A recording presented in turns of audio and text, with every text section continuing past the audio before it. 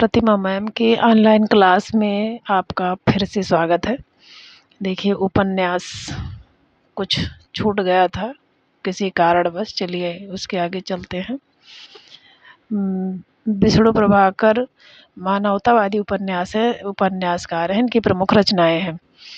कौन कौन से उपन्यास हैं? ढलती रात, राग 1951, सन 1920 से 36 तक की सामाजिक राजनीतिक स्थिति का चित्रण है। तट के बंधन 1955, प्रेम और विवाह और नारी मुक्ति का चित्रण है। स्वप्नमयी 1956, स्त्री के काल्पनिक तर्कातीत एवं स्वप्नजीवी चरित्र का अंकन।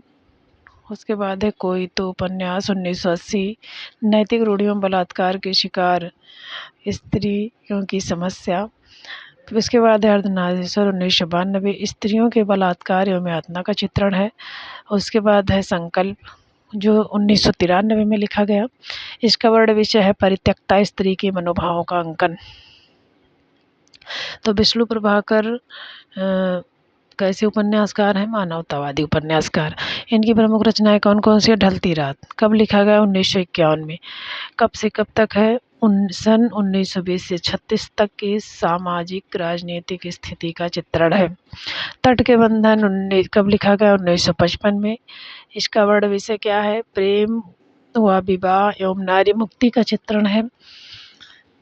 स्वप्नमयी 1956, स्वप्नमयी यानी स्त्री के काल्पनिक तर्कातीत एवं स्वप्नजीवी चरित्र का अंकन। उसके बाद है कोई तो 1980, नैतिक रूढ़ियों एवं बलात्कार की शिकार स्त्रियों की समस्या का चित्रण है। अर्धनारीश्वर, इसमें ये 1992 में लिखा गया। इसमें स्त्रियों के बलात्कार और यातना का चित्रण है। संकल्प में परित्यक्ता स्त्री के मनोभावों का चित्रण है। उसके बाद है उदय शंकर भट्ट के उपन्यास। ये कैसे उपन्यासकार हैं? एक मानवतावादी उपन्यासकार हैं। इनकी कृतियां हैं नए मोड़, इम्पॉर्टेंट है, जो 1954 में लिखा गया। इसका विषय है सुशिक्षित एवं आत्मनिर्भर नारी की व्यवस्था का चित्रण। नए मोड़ में सुशिक्षित एवं आत्मनिर्भर नारी की व्यवस्था का चित्रण है, जो कि 1954 में लिखा गया। उसके बाद है सागर लहरें और मनुष्य, जो कि 1956 में लिखा गया।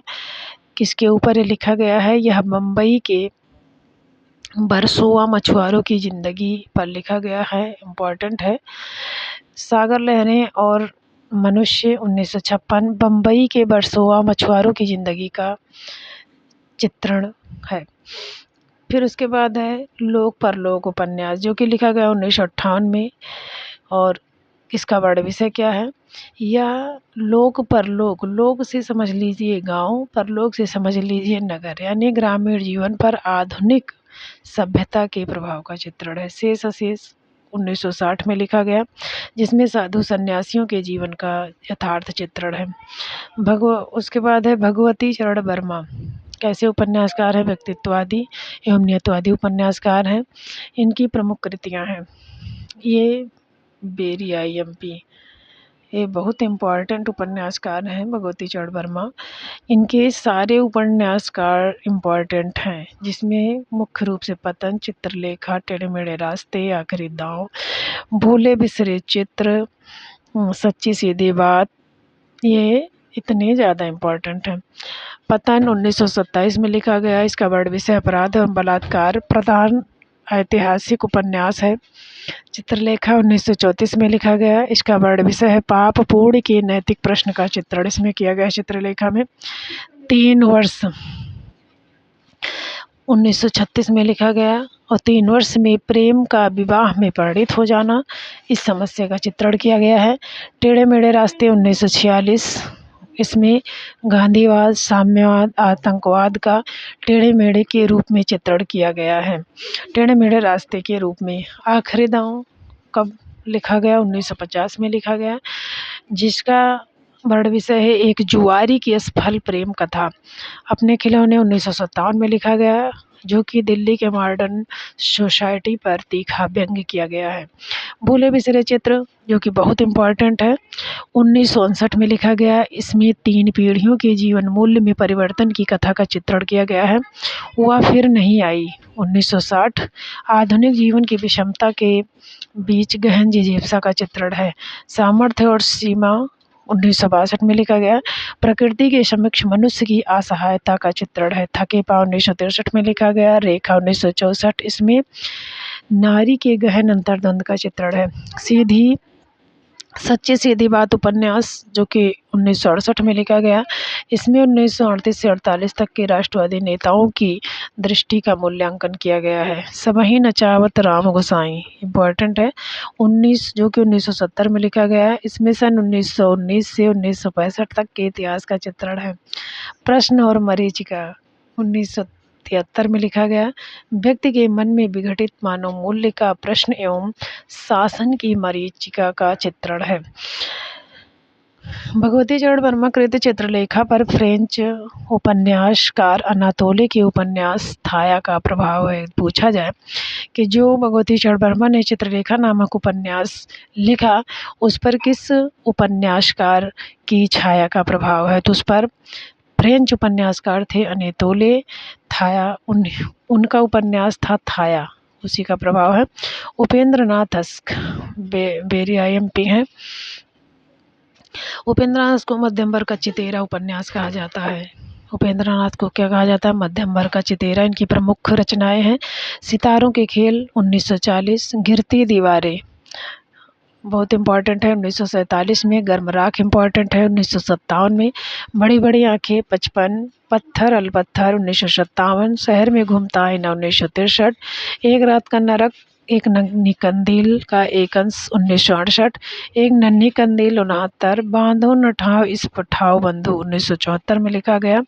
निमिषा 80, पलटती धारा, जिसमें ये इम्पोर्टेंट है, एक रात का नरक, एक नन्ही कंदील, घूमता आईना, गर्मराख, पत्थर दरअत्थर, गिरती दीवारें, बड़ी बड़ी आंखें, सितारों के खेल। उपेंद्र नाथ अस्क ने फ्रांसीसी उपन्यास रोमा रोलू प्रफ्लू से प्रेरणा लेकर गिरती दीवारें को कई श्रृंखला में लिखा। अगर पूछा जाए कि गिरती दीवारें किसकी प्रेरणा से उपेंद्र नाथ अस्क ने लिखा है, तो इन्होंने फ्रांसीसी उपन्यासकार रोमा रोलू की प्रेरणा से, रोमा फ्लो से प्रेरित होकर लिखा था। सुमित्रानंद पंत ने बड़ी बड़ी आंखें को एक गीत उपन्यास की संज्ञा की है, यानी कि जो उपेंद्र नाथ अस्क का उपन्यास है बड़ी बड़ी आंखें, इसको सुमित्रानंद ने कौन सी संज्ञा दी है, तो इसको एक गीत उपन्यास की संज्ञा दी है।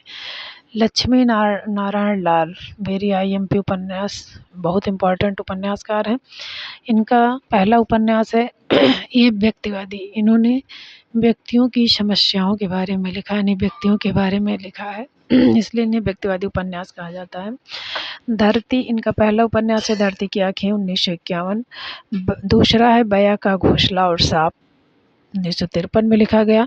काले फूल का पौधा 1955 में लिखा गया। रूपा जिया 1959 में लिखा गया। बड़ी चंपा छोटी चंपा 1961।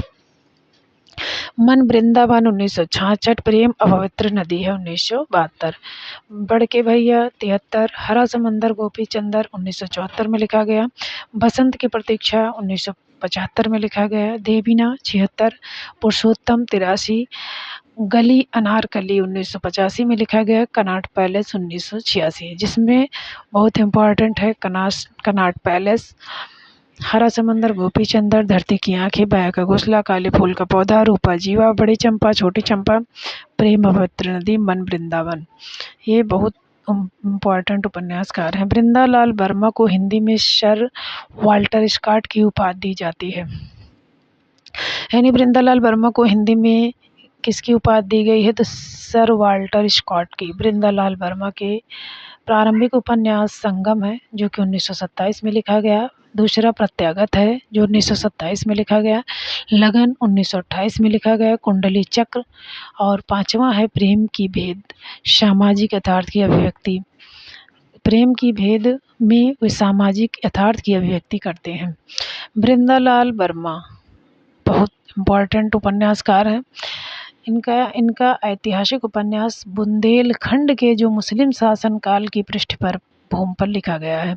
गढ़कुंडार 1928 में लिखा गया, विराटा की पद्मिनी 1936, मृगनयनी 1950, टूटे कांटे 1954 में लिखा गया, अहिल्याबाई 1955 में लिखा गया, भुवन विक्रम 57 में लिखा गया, माधवजी सिंधिया 1957।